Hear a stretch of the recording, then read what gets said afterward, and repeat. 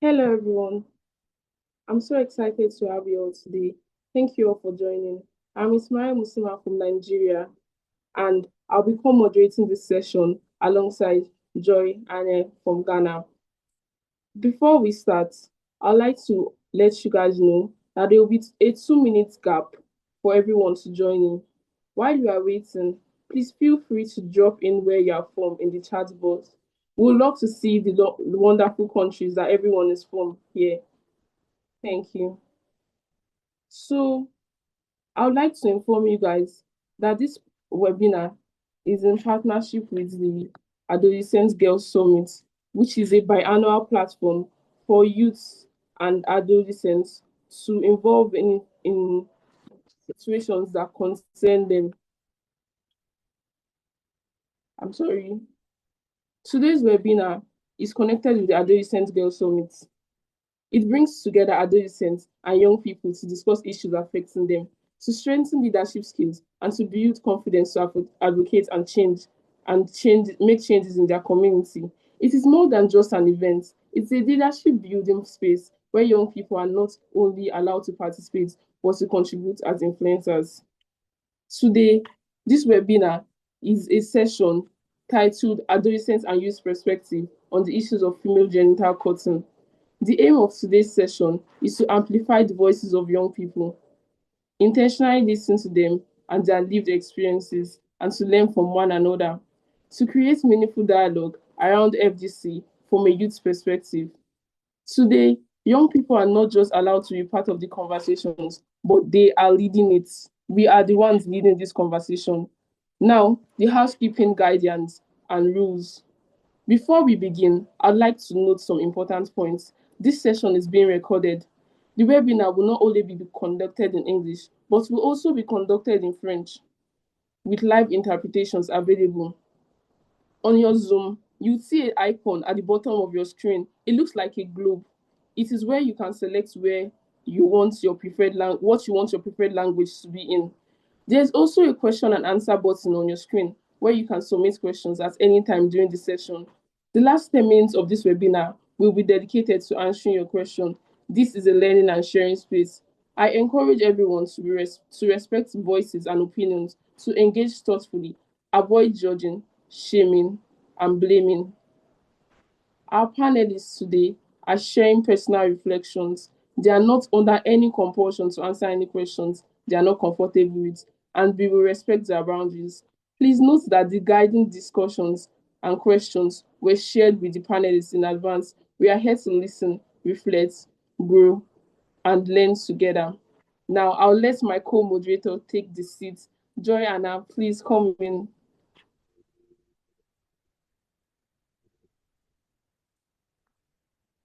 Joy?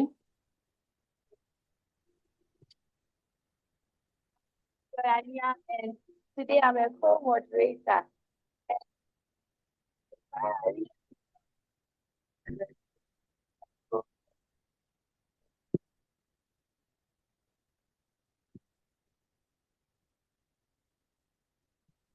Okay. Or a short, friendly message about themselves. So to begin with, I'll start with Precious. Hello, Precious.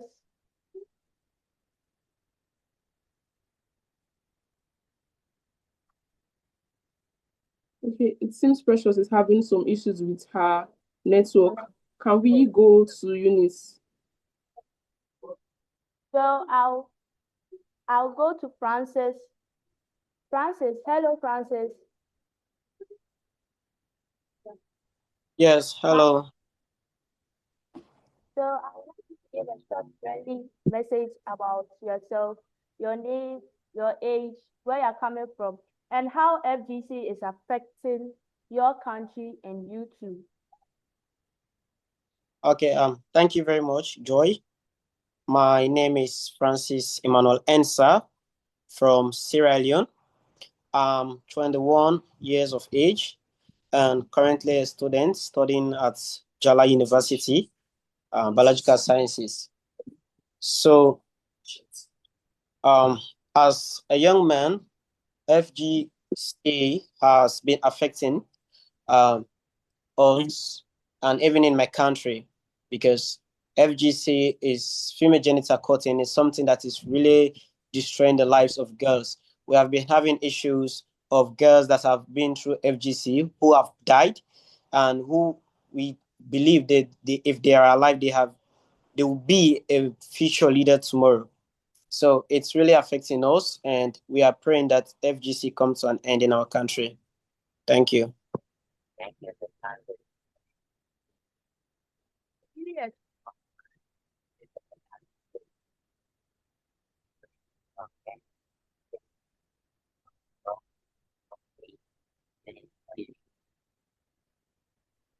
Okay.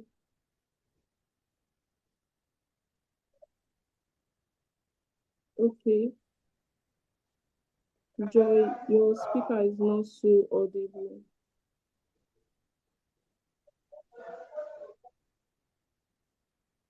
Okay.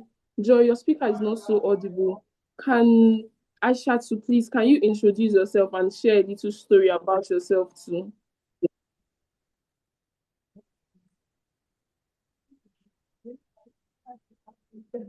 Aishatu, Ok, can you hear me? bonsoir tout le monde.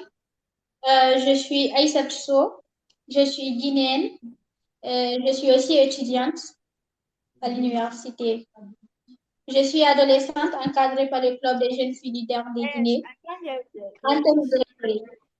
Yes. Thank you so much, Aishatu. Joy, are you back? Yes, I'm back.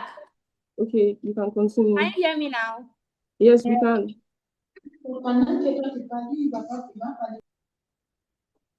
So now we'll ask so for the next panelist.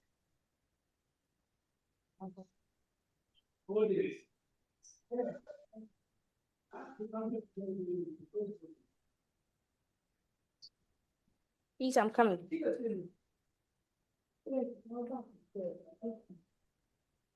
Okay, the next panelist, Eunice, can you introduce yourself, please? Eunice. Ok, bonsoir à tous. Ok, bonsoir à tous. Moi c'est Eunice Aimant. Je suis jeune leader à l'ONG ADPF qui est située à l'ouest de la Côte d'Ivoire, qui signifie Action pour le développement et la protection de la famille. Je suis également étudiante en communication digitale. La question de l'excision, c'est une pratique qui affecte vraiment ma région, l'ouest de la Côte d'Ivoire. Ici, les enfants à bas âge, les adolescentes, les jeunes sont excisés, et cela, ça met mal la société et la communauté dans laquelle je vis. Donc, raison pour laquelle je participe à ce webinaire en vue de trouver des solutions globales pour freiner, pour stopper cette pratique. Merci. Thank you so much for that wonderful presentation, Eunice. That was such a lovely introduction. Precious, are you back? Yes, I'm back. Please, can you introduce yourself and share a short story about yourself? Welcome back. Thank you. Hello, everyone. My name is Precious Kafwan, and I'm from Liberia. I'm currently at the University of Liberia studying biomedical. And the story of FGC has been very passionate for me because I feel like I'm able to speak out about these issues that affect young girls across Liberia.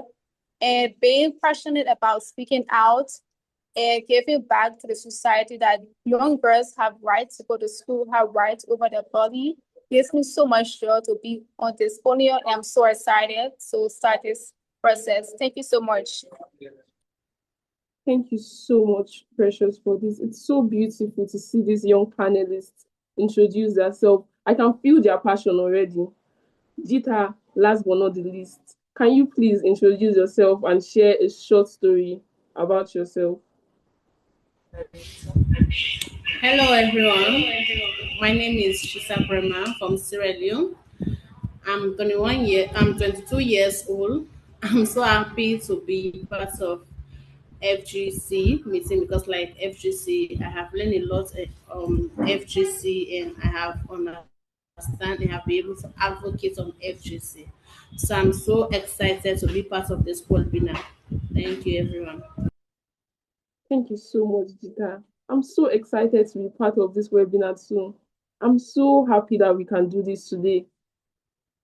I'd like to restate that we are here to listen, reflect, and grow together. As I begin to ask this question, as I and my co-moderator begin to ask these questions today, please let's respect this panelists. And I would like to know that I would like to let you all know that this question has been sent to them beforehand in advance. Please respect them, and they are not in any position to answer any questions they are not comfortable with. Now, the first question is directed to Aishatu. It goes thus: adolescents are often at the front line of conversation and discussions about FGC.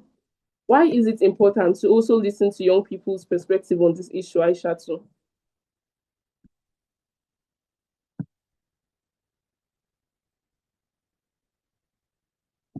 Aishatu.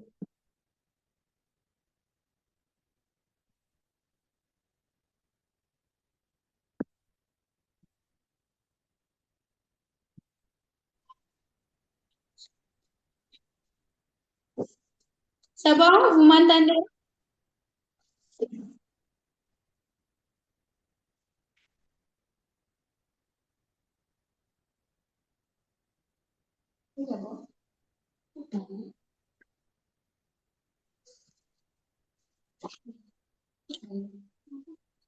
C'est bon, je peux aller? Aishatu, yes, we can hear you. Can go on.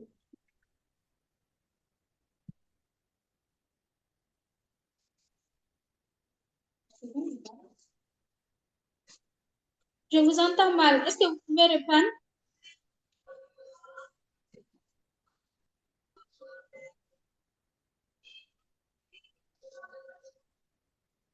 We can't hear you, Aishatu. Ok. La question, je n'ai pas entendu, je n'ai pas saisi. Okay, my question. Ok. Do you want me to repeat the question? Ok, merci pour la question. Okay.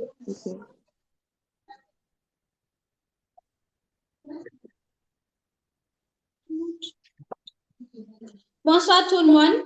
Je suis Yamoussoukro. Je suis guinéenne, adolescente encadrée par le club des jeunes filles leaders de Guinée, intergenerational. Je suis aussi étudiante en licence 2. Je prends la parole aujourd'hui en tant qu'adolescente, fille concernée, témoin aussi des réalités que vivent beaucoup d'adolescents dans notre pays. Aujourd'hui, je voudrais insister sur un point fondamental. Les adolescents doivent pouvoir discuter ouvertement des décisions. Comme par exemple en Guinée, cette pratique est une réalité dans plusieurs communautés. Elle est souvent entourée de silence, présentée comme une tradition ou une obligation sociale.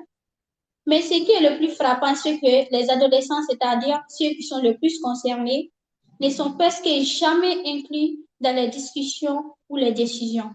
On parle d'elles, on décide pour elles, mais on les écoute rarement. Et pourtant, il s'agit de leur corps, leur santé, leur avenir. Alors, lorsqu'un sujet touche directement la vie d'une adolescente, il est essentiel qu'elle ait un espace pour en parler. Le silence ne protège pas, au contraire, le silence entretient la peur et la confusion, et aussi souvent la reproduction automatique des pratiques. C'est pourquoi dans certaines familles ou bien dans beaucoup de familles, les adolescents ont souvent tendance à entendre c'est comme ça que ça se passe, c'est comme ça que ça se fait.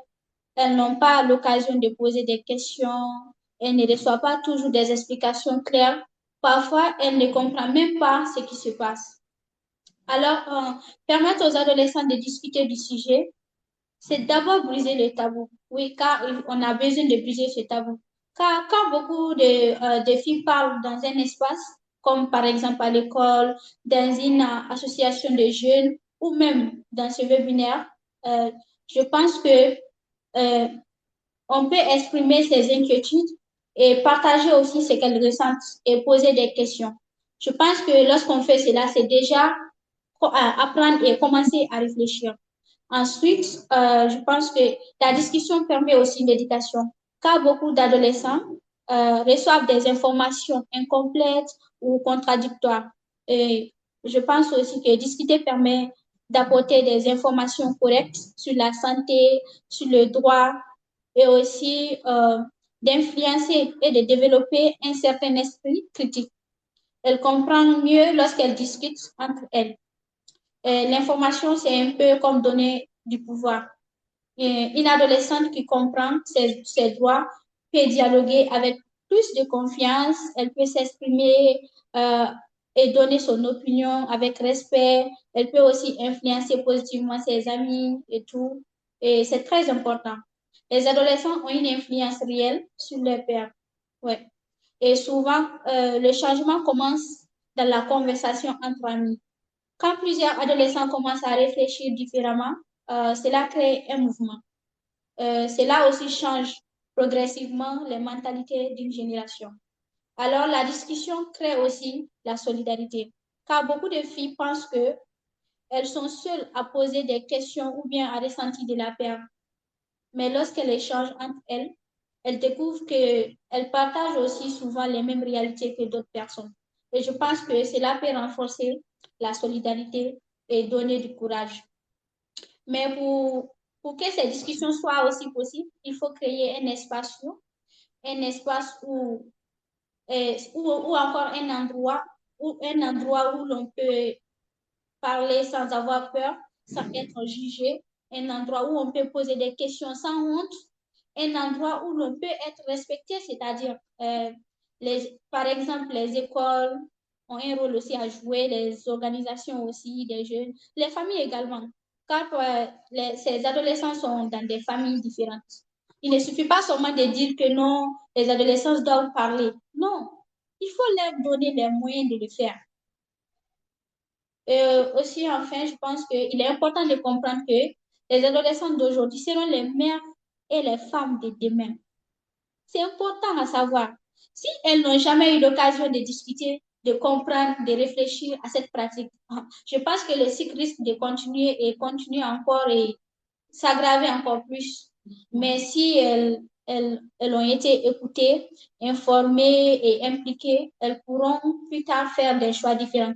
Comme moi, par exemple, aujourd'hui, grâce à cette expérience que j'ai eu de partager mes connaissances sur cette pratique, et je pense que demain, je ne pourrais pas prendre une décision et dire que moi, Issatou, je vais prendre la décision d'exciser mes filles. Je pense que je ne pourrais pas le faire parce que j'ai eu l'opportunité de partager et aussi de recevoir des informations qui pourront seulement nous jouer sur les conséquences sur mon avenir aussi, et puis surtout l'avenir de mes enfants, parce que c'est pour ça que je suis là.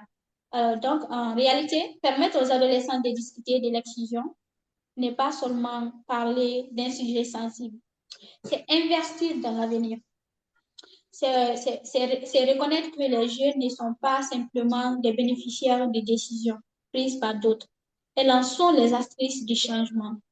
Donc, elles doivent être considérées comme des partenaires stratégiques dans la transformation d'un homme social. Parce que lorsqu'une adolescente prend la parole, ce n'est pas seulement une voix individuelle qu'on entend.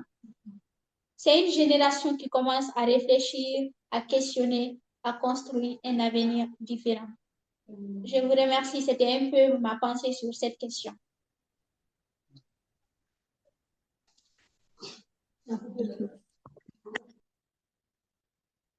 Thank you so much, Aishatu.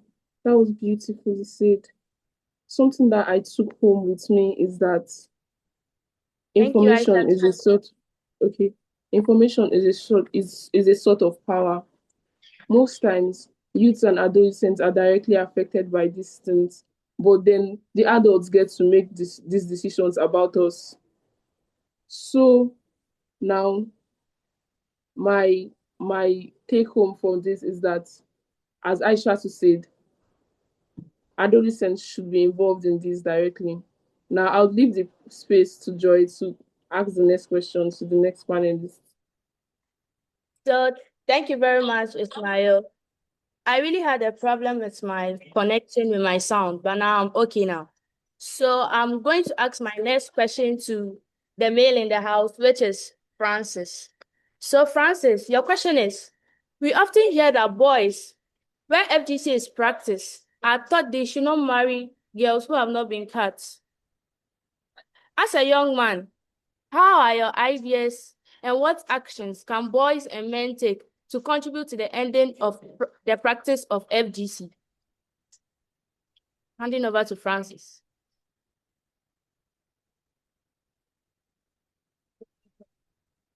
Hello, Francis. Did you hear my question?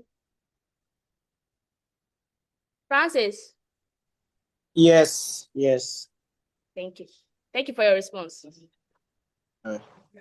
Okay, thank you very much, Francis Emmanuel Ensa from Women Against Violence and Exploitation in Society, WAVES, Sierra Leone.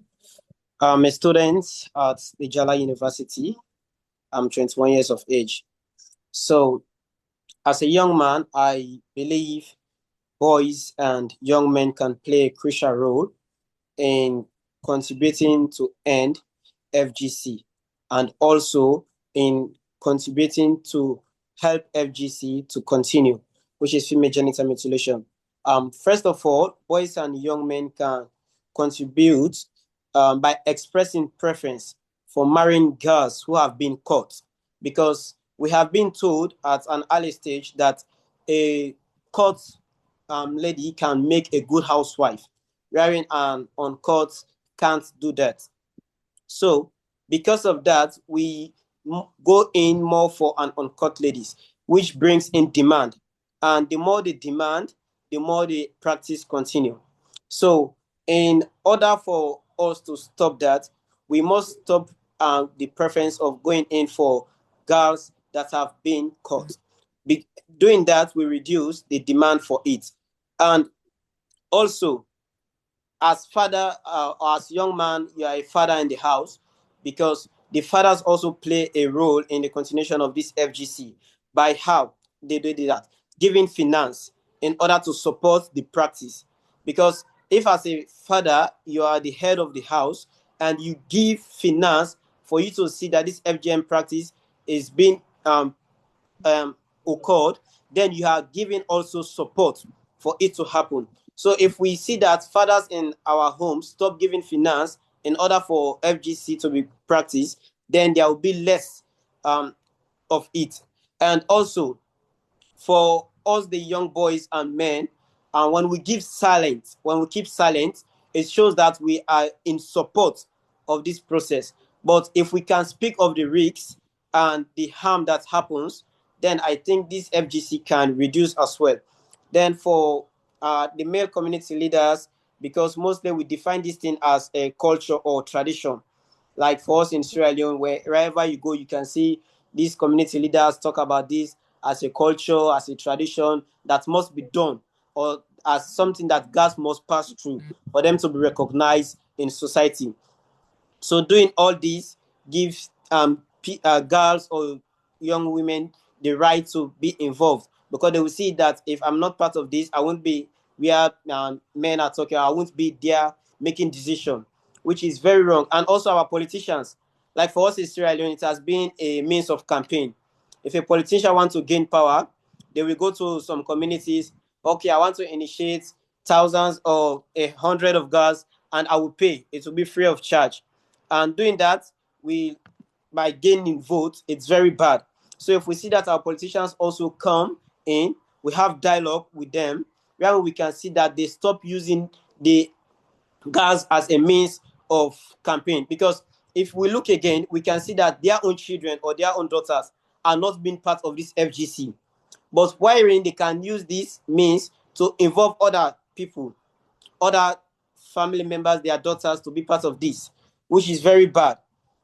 So we can contribute as boys, like mostly wherein we gather, we used to mock these guys. Like for me, I can't say out of this because I've been a boy who normally mock these guys, because if today like they are pulling out these guys that have been through FGC, when we see the others that have not been through it, I'll be there. Look at you. In our language, we call them buka. we can say, look, this Bokaya, this girl is not part of this FGC, so you are not useful in society, which is very wrong. But when I realized that this I've been doing is very wrong, now as a young man, I can stand vividly and speak about the stigma of it. I can't support and I can't keep silent in it, like saying silent that I can't speak over. No, I have the right as a young man to speak over it. And I'm not just within my organization to observe. I know I'm an influencer. So if I've changed my own mindset, I believe I can influence other young men, other boys, or other young guys to change their own mindset as well. And to see that's how we can make sure that FGC comes to an end. We are not against the cultural practice, but we are against the harmful practices. So for us to make it clear, because most times when we go on air, some people say that this man is talking about our society. No, we are just against FGC, which is female genital cutting. We are not against any culture, any other thing, just the FGC. So as a young man, I'm going to see that I won't keep silent. I will continue to raise my voice to advocate and to see that I make an influence in changing the mindset of young men and young boys in society. Thank you very much. Thank you, Francis. Really appreciate. And indeed, knowledge is power. The fact that Francis didn't were teasing other girls and he now got to realize that this practice is bad. It's really a motivation to other people that FGC has to end in most of our countries. It makes these girls stigmatized in so many ways. And the fact that Francis, as a boy, is here and is supporting the girls in this FGC advocacy is very, very necessary. And the key take point is that we should always support ourselves. Even the fact that the government is even paying people to cut other girls is so bad. We should advocate in our communities that FGC is not a good practice and this must end. Thank you. I'll pass it on. I'll pass it to my co-moderator, Ismail, to continue with it. Hey, Ismail. Hi, Joy. Thank you so much. Thank you both for sharing perspective that broadens this significantly. Now, I'd like to welcome Dita. Dita, I'd like to note that Dita is an adolescent and youth influencer that has been actively involved in organizing the Adolescent Girls Summit. We are so glad to have you here. Dita, I have my question for you, and it is this. As a member of the Adolescent and Youth Influencers Group, how has AGS helped you learn about FGC and other youth issues? And how has it strengthened you and your confidence to speak up and contribute to change in your community?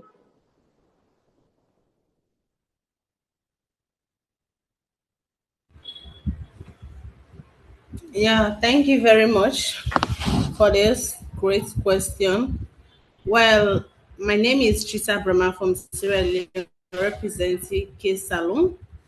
Well, before I go further, I would like to say thank you to GFC because they are the one that give me the courage to be outspoken today.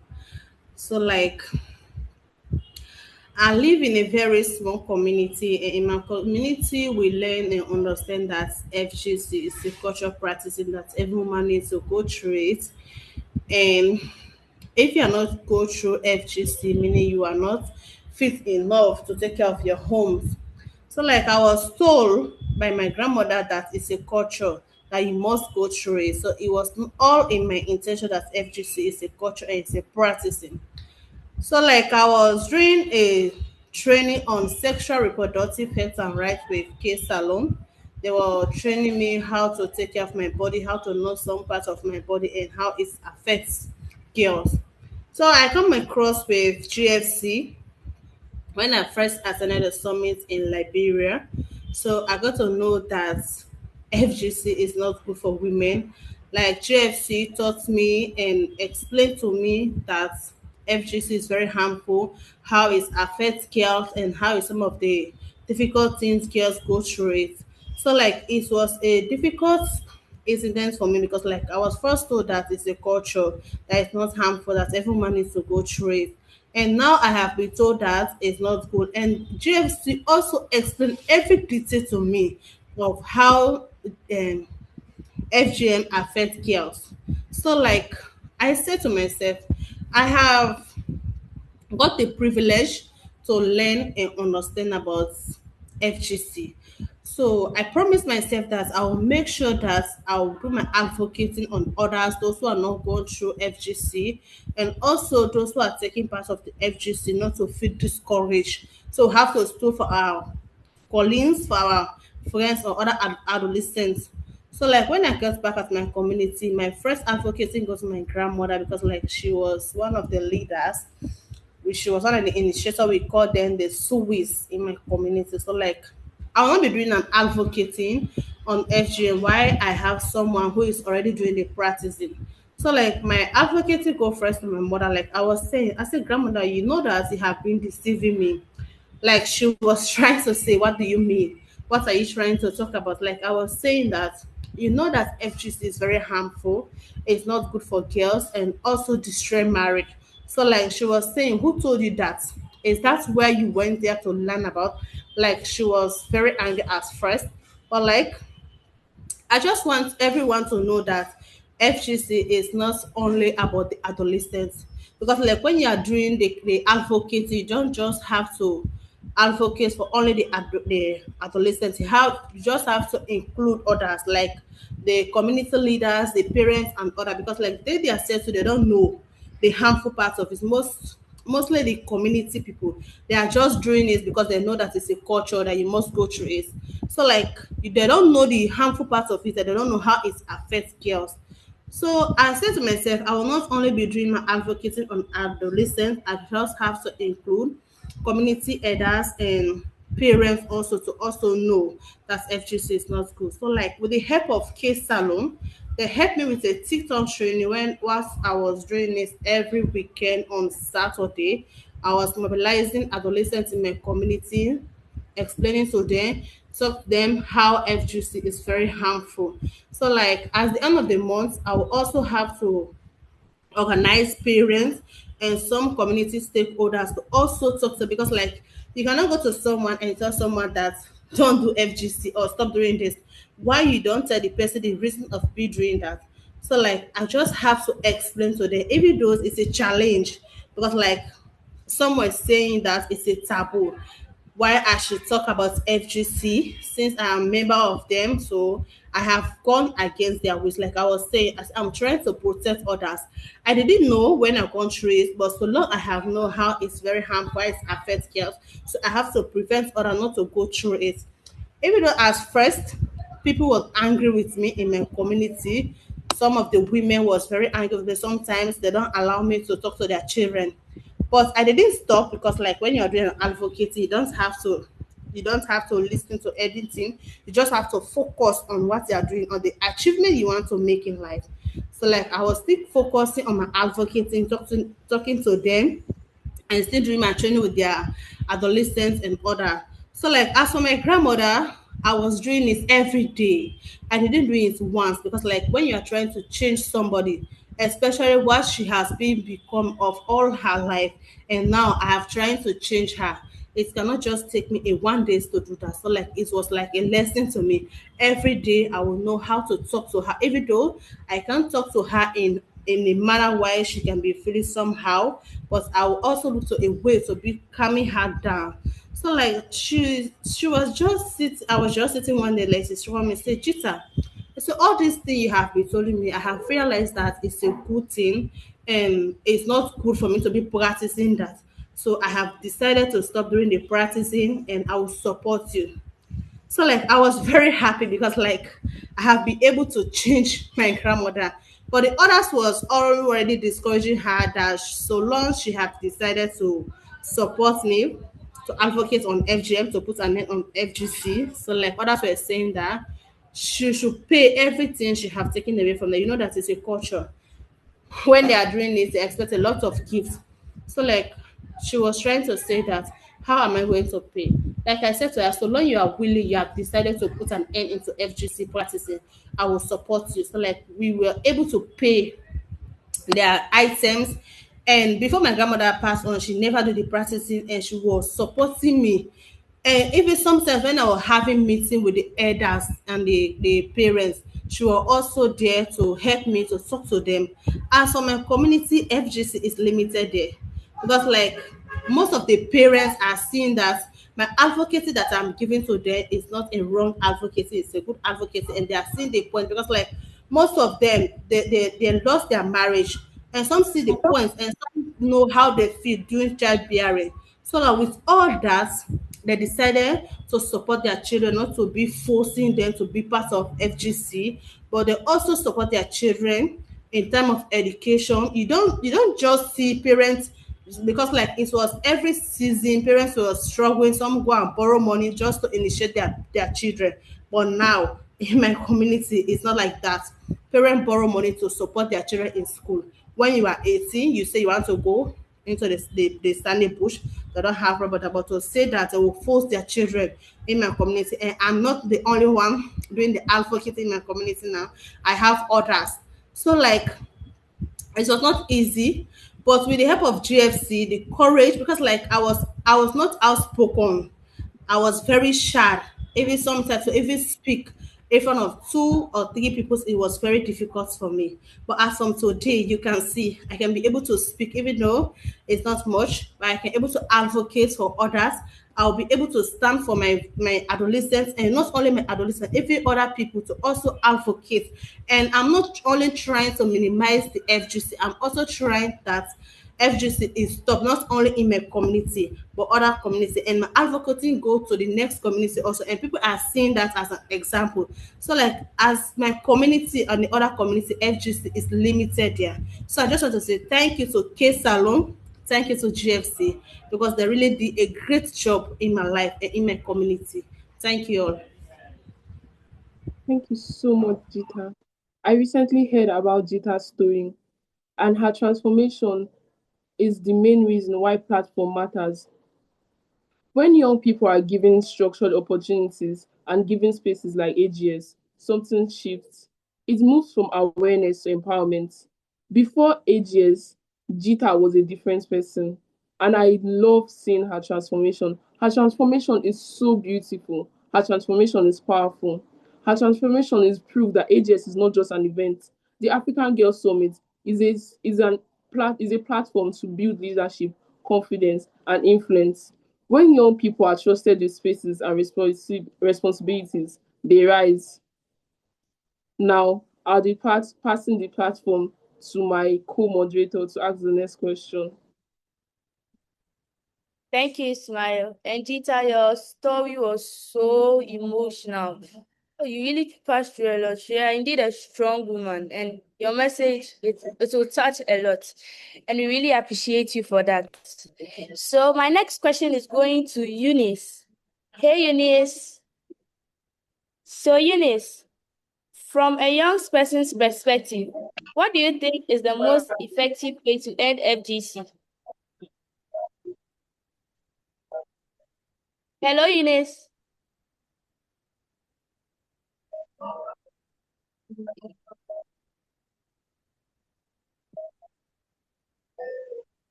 Ok, merci pour la question. Je suis Eunice Clément, je suis jeune leader à l'ONG ADPF.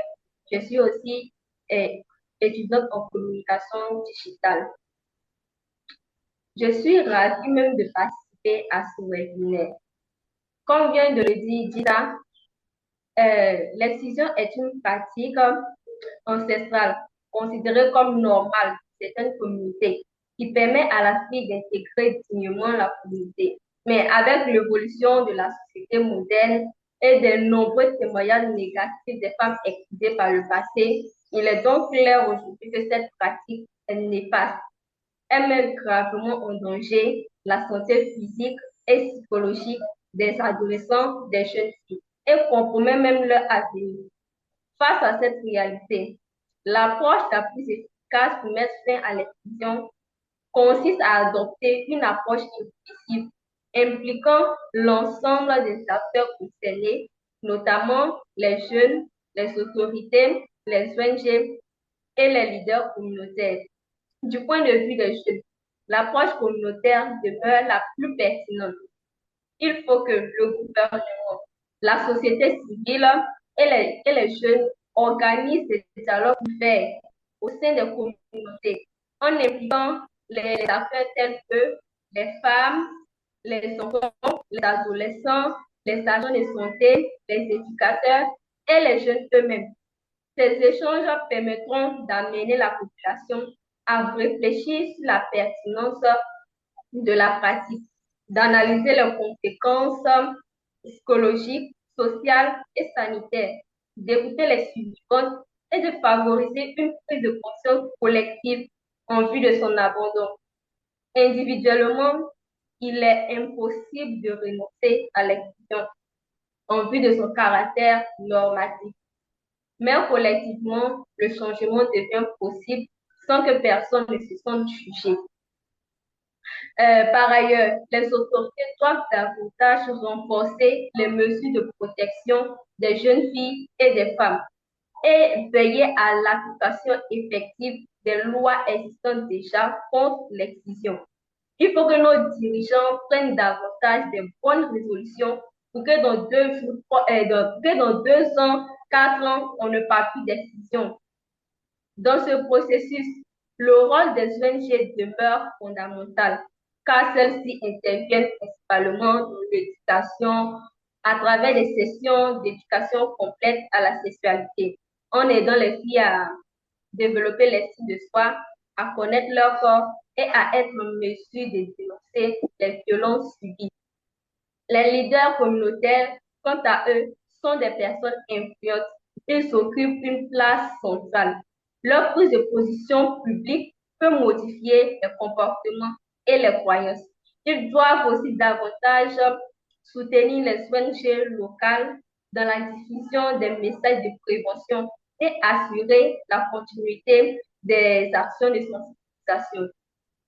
Nous, les jeunes, nous encourageons les bailleurs du fonds à investir dans les programmes portés par les adolescents et les jeunes afin de garantir un impact durable et à long terme dans la lutte contre l'excision. L'avenir de l'Afrique repose sur la jeunesse. Il est donc important que celle-ci s'implique davantage dans la construction d'une société respectueuse des droits humains. Je pense que je vais m'arrêter là. Merci.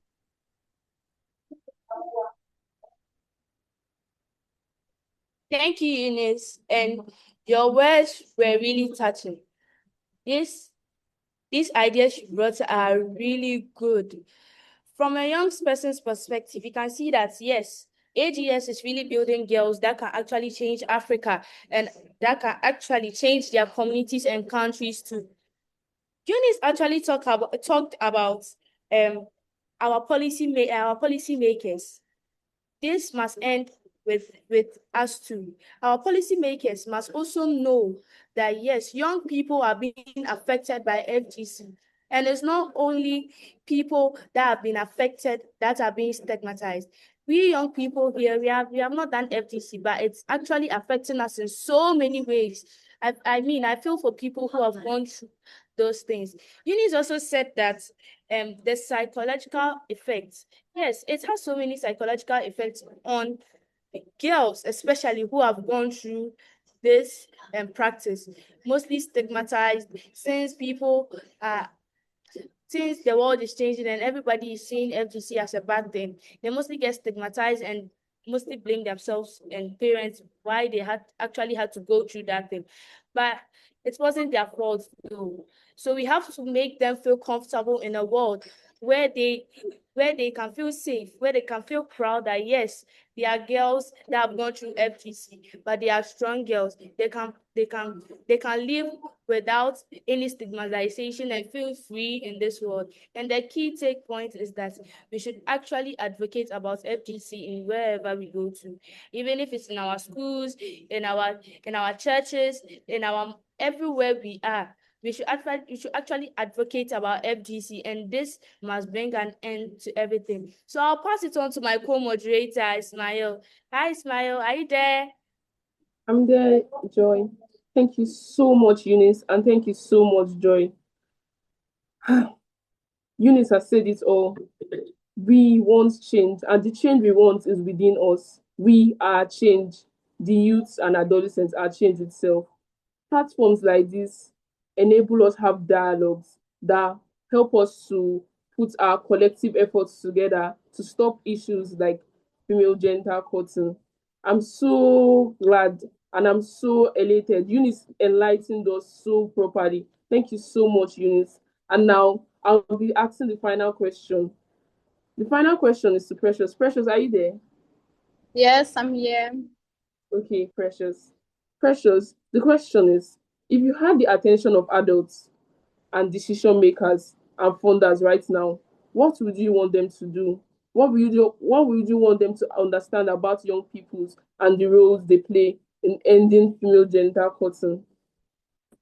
Okay, thank you so much for this beautiful question. My name is Precious Kafwan, and I'm a SRHR, Sexual Reproductive Health and Rights Advocate.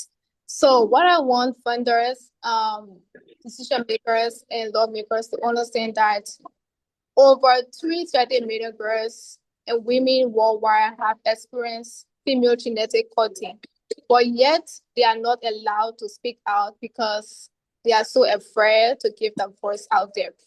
Many of times, young people are only allowed to be a part of these discussions just to give testimonies and not to be a part of the decision making when it comes to things that affect young people. And I want to begin to say that there is no way that adult decision makers can make decisions for young people without young people involvement, which is you cannot create laws that affect young people and speak about issues that affect young people without young people being involved. There's a common example of Adolescent Girls Summit, where young people from different parts of Africa gather together and plan the Adolescent Girls Summit. They are the ones that plan the meeting. They are the ones that raise questions, answer questions that affect young people. There's a sign that young people are the ones to plan and to make requests for things that affect them. If policymakers, decision makers are just the one continuing suggesting what young people need and what need young people should have, there will be a problem. Currently in Liberia, female genetic cutting is a huge problem in Liberia. And many of times, young people come out to cry about these practices. How can we stop this? This will only continue if young people are set aside and not given the space to speak out, to raise awareness against these issues that affect them. We are the ones that hear the whisper. We are the ones that feel the stigma. We are the ones that feel the pressure in our homes, in our communities. We are the ones that have the expectation of society on us to be good leaders. But if we're set aside from decision makings and not given the opportunity to speak out, to raise our voice and try to plan things that might help us in society, we won't have a change. So to every funders, decision makers out there, I'm urging you all to give the young people the chance so that they can be able to prepare a society where young people will speak out. We are not creating a change just for the future. We are creating a change for now. Because if young people do not focus on the present, which is currently now, the issue that affects young people, if we, the young people, don't have the chance to speak out now, in the next 10 to 5 years, we won't have the opportunity. It's like you planning some things for the future and not making it happen now. Look at currently, what are we doing? These are all young people. We are all from different countries. We are all from different communities, and we are the one that affected, and we are here to speak out about these issues. So it's just a sign that we young people should have the opportunity to speak out, not the funders, not the decision makers. They can come in. I'm not saying they shouldn't come in. They can come in because we need their support. We need their guidance. We need their approval. We need their funds. We need their support. We need their blessing. But without their support, without us knowing that this is wrong, our pressure should speak out about sexual health, about other issues that affect me. Young people won't be able to speak out. So I ask every funders, every lawmakers, policy decision makers in Liberia across the continent, this is time that young people take the first step to speak out about issues that affect them. They understand that young people speak about issues that affect them deeply. We have all the experience, we have all the knowledge. And before I end here, one thing that young people have in common is that we know how to understand each other. I can talk to somebody from another country as scared. They will be able to open up about their problems. They'll be able to explain what's going on to them. But if you ask an adult to talk to a young person, it will be like a whole long process because young people are so free to talk to young people. So we are able to communicate with each other, to raise our voice among each other. But if we just depend on funders asking us to give our testimony just for 1 second at a program and not giving us the platform to discuss issues that affect us, we won't come to an end with female genetic cutting. And I strongly stand against female genetic cutting as a young person. I believe that we young people should have our rights to our body. Our decisions should be made for us. We decide what we want. So I stand for young people and I stand to funders, decision makers that young people deserve the chance to speak out, not for the future, but for now. Thank you so much. Thank you so much, Precious. Today clearly shows that young people are not just leaders, we are the beneficiaries. Investment in young people is not charity, it is strategy. Now, as we move to the final minutes of this session, I earlier stated that there will be a 10 minutes gap for question and answers, and now we will now move to that 10 minutes dedicated to your questions. Thank you everyone who has submitted their questions. I will now read a few questions and I'll let Joy start though. She will read a few questions and redirect them to our panelists. So our panelists have done so well in answering our questions so delicately. Like they broke it down in the sense that children can understand, teenagers can understand, adults can understand, even the old too can understand. And it really shows that young people really have the mindsets of changing how Africa actually looks at FGC and how Africa can change when young people are being given the opportunity to do what they want to do. Thank you so much, our panelists. You have done so very well with your questions. And I really love the way you answered it. I'm really impressed. Like young people are the future. So we'll go to our question and answer. We'll go to our questions now. So I'll ask France because it's related to males. So the question is, in what way can male perspectives and involvement in the conversation of FBC contribute to the abandonment and support for gender equality in West Africa societies? So this question is from Adam S. Bolo. So Francis, can you answer that? Okay, thank you very much. So, to the question, first of all, as a young boy or a male, or as a young man, you first of all have to redefine masculinity by saying masculinity means protection and equality. Because if we define masculinity as a means of protection and equality, then we can be able to end FGC. And also, male involvement into female genital cutting, it can change the social attitude and support gender equality, because masculinity has taught us to know that male are always the head of homes and male can always be superior. So if we can change that perspective, then I think we can support girls in ending this. And also, as a young man, you don't need to be silent. You need to always speak about FGC and also learn to give the correct information. Don't just go out there, bring in false information about the female genital cutting.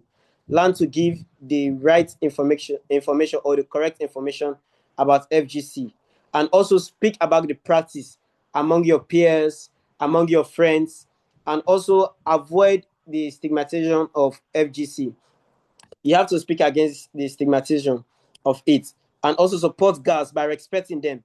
Because if we can give respect to our fellow colleagues, we can give respect to girls, then I think we can help them. And also you can use platform like this advocacy platform as a young man to speak about FGC. You can go out there, go to schools, advocate on behalf of them, engage communities, but do this all in a respectful manner. You can't just go there, you say, okay, I'm a man, I can just talk about FGC anyhow I want. No, we have to do this in a respectful manner so it can bring positive change. And also, you must learn about it first. You can't just go talk about something that you don't know about. Go do some research, about the harmful practice, how FGC has caused death to people we believe that would become future leaders, how FGC have harmed girls, and how it can create bad impact in childbearing. So all these things, you need to do research on it, go out there, and you can be able to speak about it, and you can able to help in the involvement of ending it. Thank you.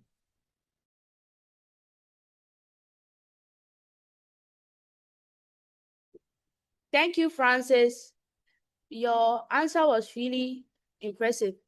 And I think this has to answer the question to whoever was asking it. And the fact that boys are even part of it makes it a louder advocate.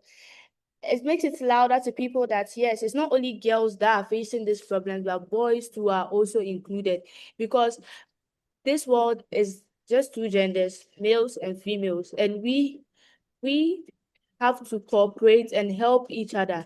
So I'll pass it on to my co-moderator Ismail to ask the next question. Is Ismail there? Joy, I'm currently having some issues. Can you please ask the next question? Okay, so the next question is, in Sierra Leone, there is an ongoing campaign promoting an alternative rite of passage. This approach advocates for the eradication of cutting whilst preserving the non-harmful cultural aspect of the practice, saying it is a rite of passage for girls and women. How do you people see it? Anyone can answer if you are familiar with it.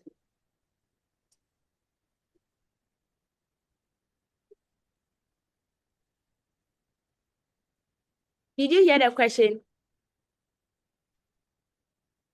Or is anyone ready to answer the question? Tu peux répondre à la question, s'il te plaît, Joy? Okay, I'll repeat the question.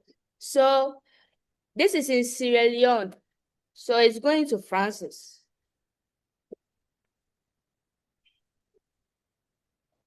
So in Sierra Leone, there is an ongoing campaign promoting an alternative rite of passage. This approach advocates for the eradication of cuttings while preserving the non-harmful cultural aspects of the practice. Say it is a rite of passage for women. How do you put it?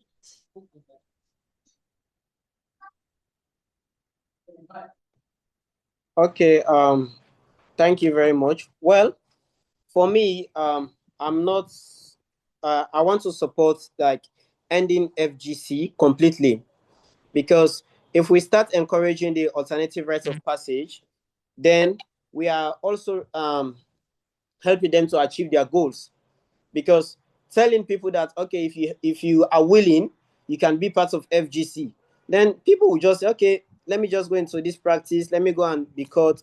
But if we support the motion of ending it completely, then I think we are not supporting, we are not trying to encourage them to achieve their goal.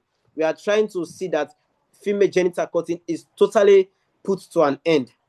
So we don't need to begin to do this rite of passage campaign.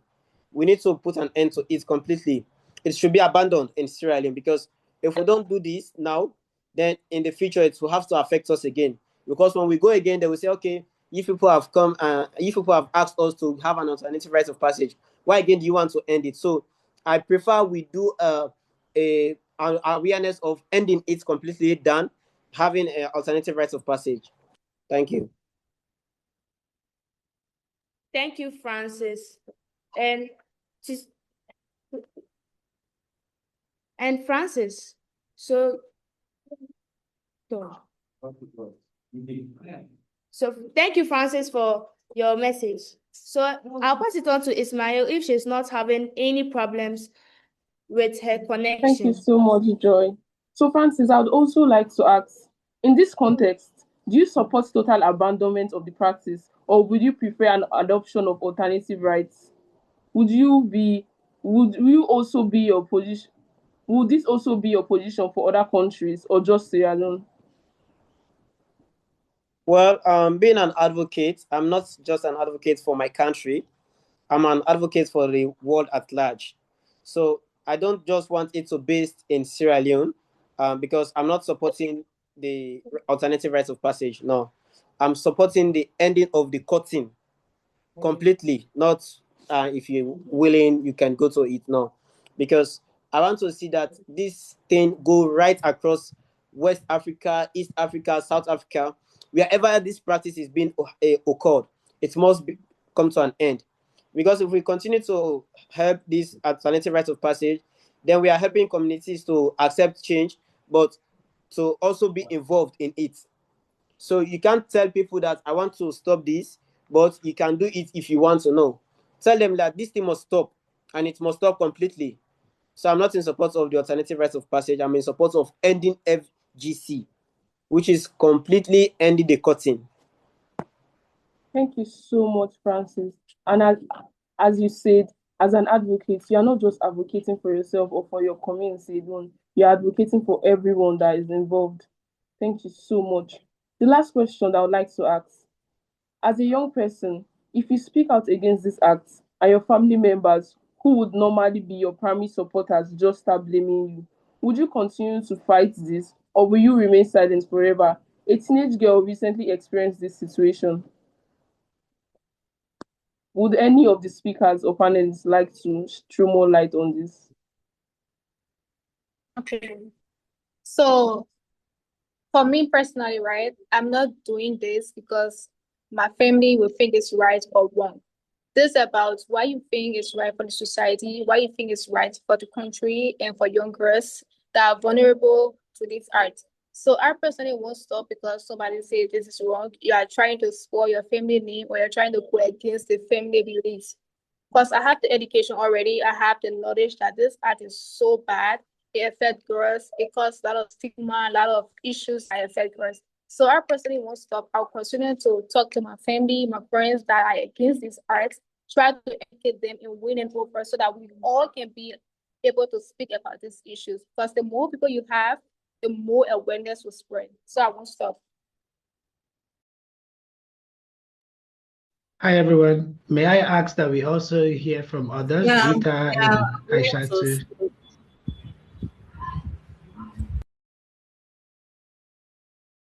Yes, go ahead, Gita. Yeah, For the question that was asked that if you love to stop if your family members like. One thing I want you guys to know that when you are doing advocating, you are not doing it for any other person. Like you are not doing it for someone, whether they like it or not. All your focus should be on what you want to achieve. We want to see that FGC is stopped. Like even if your family members is against it or if your family members do not like the ideas, don't listen to them. Just do what is good and make sure that the advocacy you are doing is right. Like when you are doing advocacy, you don't have to listen to others because like there will be a lot of saying. Some will be against your idea, some will be supporting you. So like you're not doing this for your family, you're not doing it for others or for someone to support you or someone to like your decision. All you know that what you are doing is right. So like for me, I'm not doing this because of my family like it or my friends love like the idea or they are against it. So like I'm only doing is that they should stop doing the practicing of FGC. That is why when I'm doing my advocate, I don't listen to others. I don't even care what people say or what they didn't say. All my focus will be on is how to change and how to put an end into FGC. So I don't listen to any other thing. Thank you. Thank you so much, Gita and Precious. Thank you. This has been very beautiful. We have come to the end of this webinar. we have come to the end of this webinar. And this webinar has been both emotional, enlightening, educative, interactive. I don't know where to place my feelings and thoughts about this webinar. As we conclude today's discussion, I would like for each and every panelist and speaker to please share few key messages that stand out to them. Yeah, I would like to start. Okay, Twitter.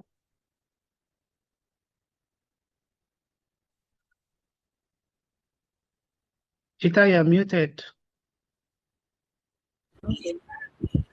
Okay, like, thank you very much. We are about to close. Like, what is my own conclusion is that I want to add up to what Francis was saying about the mindset of boys. Like, I want the boys to support those who have gone through the FGC. They should not discriminate them because, like, most of the boys, when they know that FGC is very harmful, that is very um, that is not good, and they discriminate others that have gone through FGC. So I would love Francis to help us talk to the boys and also us to talk to the boys that they should not discriminate those who are going through FGC. They should encourage them and also taught them how to do an advocating on FGC. And for others who have not gone through FGC, they should also help them to talk to them, not forcing them that if you don't go through FGN, I will not get married to. Like some men are saying, so long you have gone through FGC, I will not marry you. Maybe it was out of their own intention, or when there was a child, they went through FGC. So, like, I would love the boys to stop that and help the girls to focus on how to put an end of FGC, how to advocate on it, and not the other way around of discriminating them or making them feel bad about their self. Thank you. This is beautifully said, Jita. Thank you so much. The next panelist, please, can you share your key message or remark? Okay, so I will go second, right? What I want to say as my parting statement is I want decision makers, like policies, organizations, starting support of young people to actually give young people the space where they can be able to speak out about these issues. If you look deeply, there are a lot of things young people want to say out there. They want to express themselves. They want to create change that will be able to benefit them in the next generation. So it's only wise that young people be given the chance, not for the future, because people always say the future leaders. It's now the present that young people have all the time to work for the future. So it's time that funders, organizations, lawmakers, whatever able that you are, give young people the chance to speak out, to voice out, and to lead. With this, we will have the change that we want to see, and we can be able to end female genetic cutting. Thank you so much. Thank you too. Really excited on it so much, and we really appreciate, like, our panelists have done so well in breaking down things for us. So I'll pass it on to Francis. Francis, what do you have to say? Okay.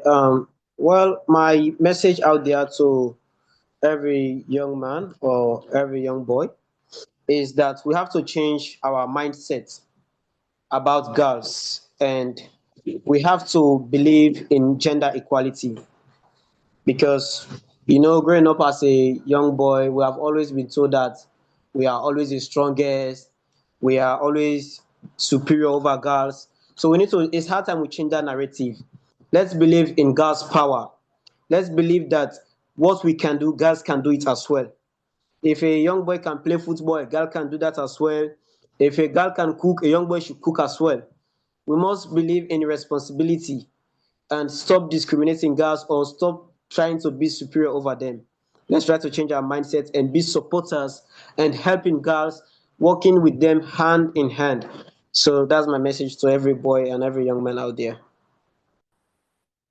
Thank you so much, Francis. It's so beautiful to see that we are inculcating gender equality in our daily lives. Yes, prior prior to this, years ago, gender equality was something that we fought for. We fought for. We fought for gender equality. And you also said that men are not supposed to be all strong. Emotions is something that is supposed to be felt. Emotions is not something that is sidelined to just one gender. Thank you so much. And we're so happy that you are involved directly with issues like female genital cutting.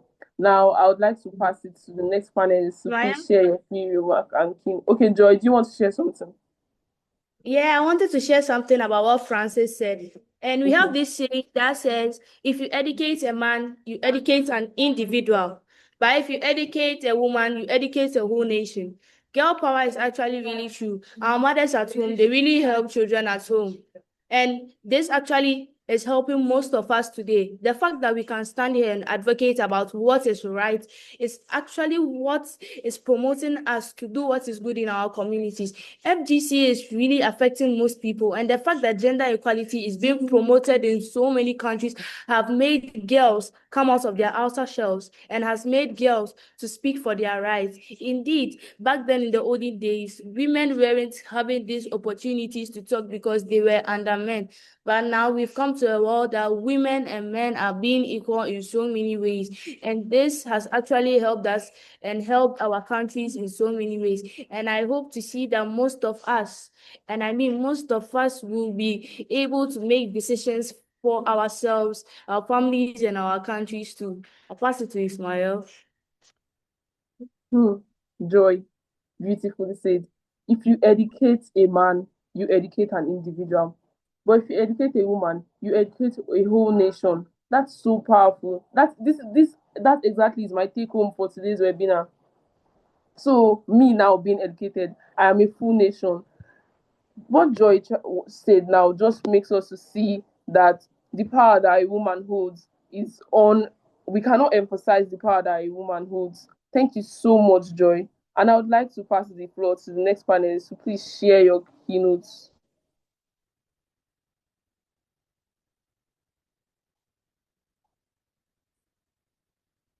The next panelist.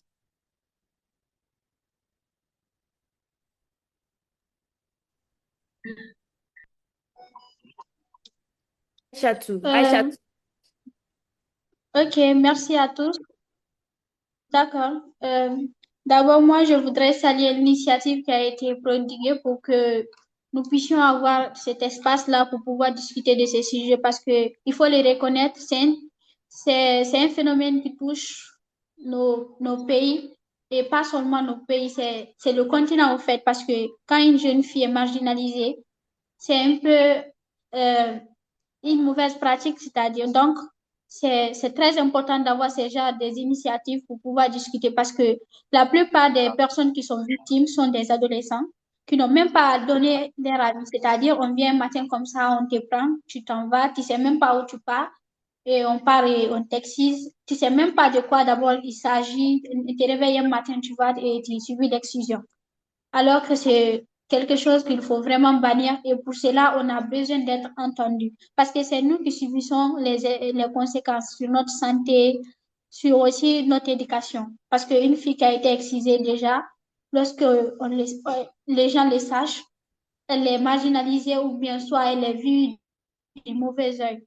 Donc, c'est vraiment important d'avoir ce genre d'espace pour pouvoir discuter, donner nos avis et être entendu dans le monde entier. C'est à encourager et aussi, ça ne s'arrête pas là.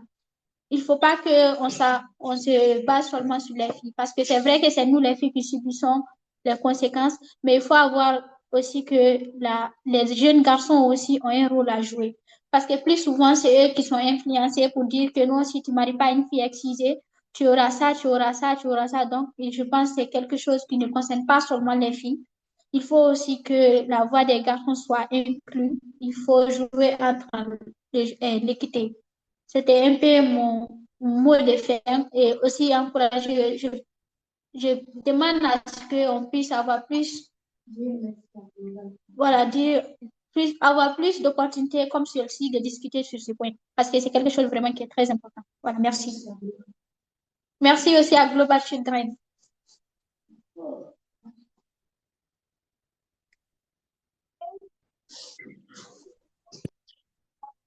Thank you, Aisha, too. Your words are really rooted in our hearts. Actually, you've actually break down things to us, and it will really impact this generation, the next generation, the following generation. So I'm passing it on to Eunice. Hello, Eunice. Can you also give your points or how you see things here?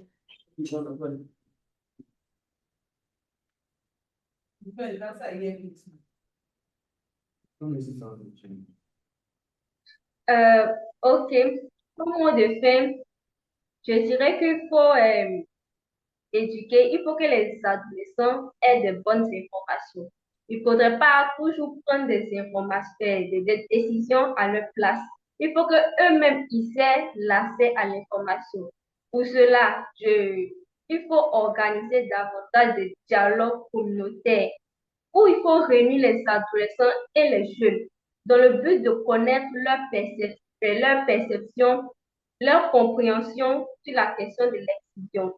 Aussi, il faut détruire de leur esprit toute idée favorable à cette pratique et les sensibiliser davantage sur les conséquences que cette pratique peut représenter. Je dirais qu'il y a l'abandon des cours, il y a des traumatismes psychologiques et les maladies graves. Donc, comme mot de fin, moi, j'aimerais qu'on organise, nous-mêmes jeunes, on peut organiser avec l'appui de nos bailleurs de fonds, de nos organisations, organiser davantage des dialogues communautaires, un espace comme ce webinaire par exemple, où les jeunes vont discuter, apprendre les conséquences que représente cette pratique. Il faut que les adolescents aient vraiment des bonnes informations. Il ne faudrait pas toujours que les adultes prennent toujours les décisions à nos places. Donc, merci infiniment. Okay, thank you so much, Eunice. Thank you so much. That was so beautiful. That's a very lovely thing to take home. So I've come to the end of this session, and as I said, I don't know where to place my emotions. I don't know if I should be happy that the seminar or the webinar is ending, or I should be excited, or I should be sad. Because truly, I do not want this webinar to end. I want to keep on hearing from the youths and adolescents.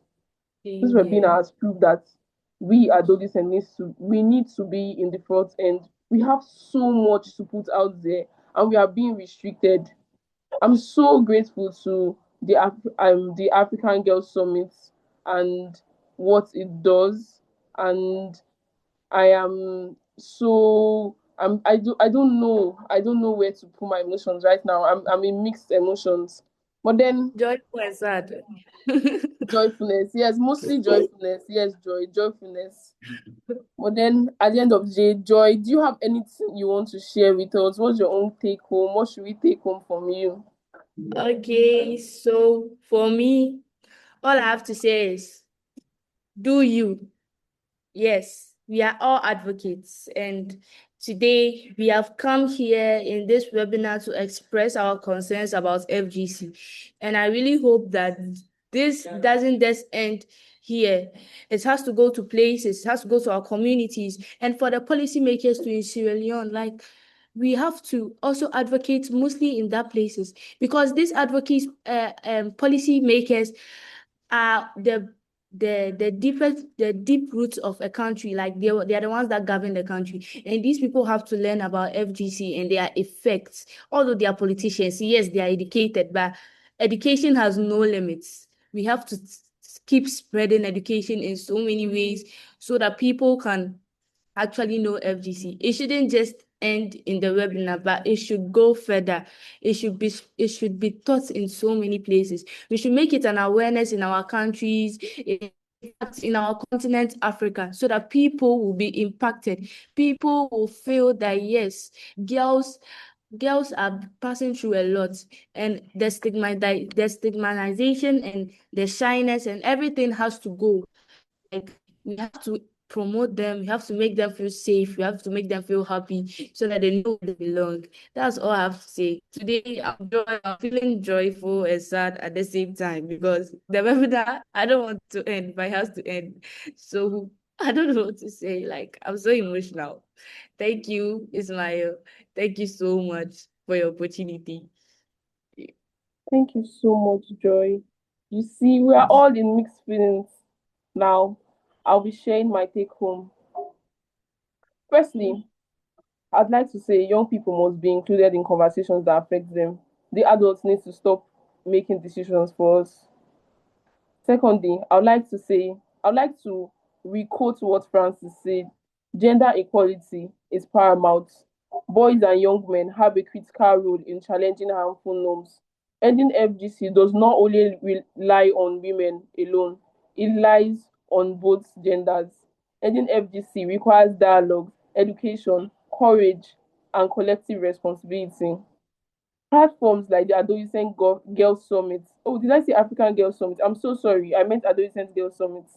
Platforms like the Adolescent Girls Summit demonstrate that when young peoples are given spaces, they lead with clarity and confidence. Young people are not just the future, we are the partners in the present. So, our panelists, my panelists, you guys were so beautiful. I'm so proud of all of us. I'm very proud of all of us. Thank you all for your courage and leadership. Thank you for your advocacy in the right way. To our audience, thank you all for listening, joining with intention. Let us continue to create spaces like this where youth voices are not just invited but valued. Thank you all for being part of this. Thank you all for joining this important conversation. Bye, everyone. Thank you for joining.